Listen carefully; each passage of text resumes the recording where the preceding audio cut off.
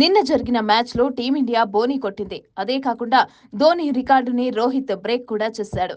New York వేదికగా జరిగిన పోరులో ఐర్లాండ్ పైన 8 వికెట్ల తేడాతో రోహిత్ సేన గ్రాండ్ విక్టరీ కొట్టింది. ఆల్రౌండ్ షోతో ఐర్లాండ్ను చిత్తుగా ఓడించి పాయింట్ల ఖాతా తెరిచింది.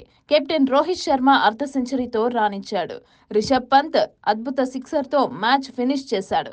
టాస్ ఓడి తొలుత బ్యాటింగ్కు దిగిన ఐర్లాండ్ 16 ఓవర్లలో 96 పరుగులకు ఆలౌట్ అయింది.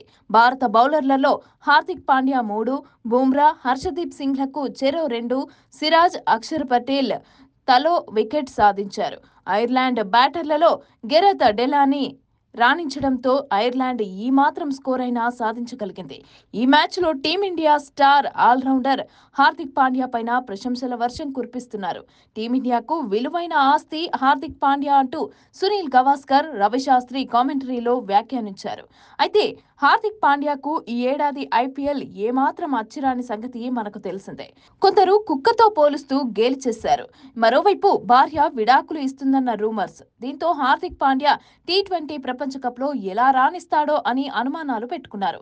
బంగ్లాదేశ్తో జరిగిన ప్రాక్టీస్ మ్యాచ్లో ఆల్రౌండ్ షోతో సత్తా చాటిన హార్దిక్ ఐర్లాండ్తో జరిగిన మ్యాచ్లో బౌలింగ్లో దుమ్మురేపాడు. 3 వికెట్లు తీసి ఐర్లాండ్ పతనాన్ని శాసించాడు. తనను విమర్శించిన వారే ఇప్పుడు పొగుడుతున్నారు. ఐపీఎల్లో ఎలా ఆడినా సరే టీమిండియా జెర్సీ వేసుకుంటే మాత్రం తనను ఆపడం కష్టమని ప్రత్యర్థులకు సవాల్ విసురుతున్నాడు. దాయాది పాకిస్తాన్తో జరిగే మ్యాచ్కు ముందు హార్దిక్ పాండ్యా మంచి ఫామ్లో ఉండటం టీమిండియాకు ప్లస్ పాయింట్. ఇదే ఫామ్ ముందు మ్యాచ్ల్లో కంటిన్యూ చేస్తే టీమిండియాకు ఈ మెగా టోర్నీలో తిరుగుండదని వారి అభిప్రాయం.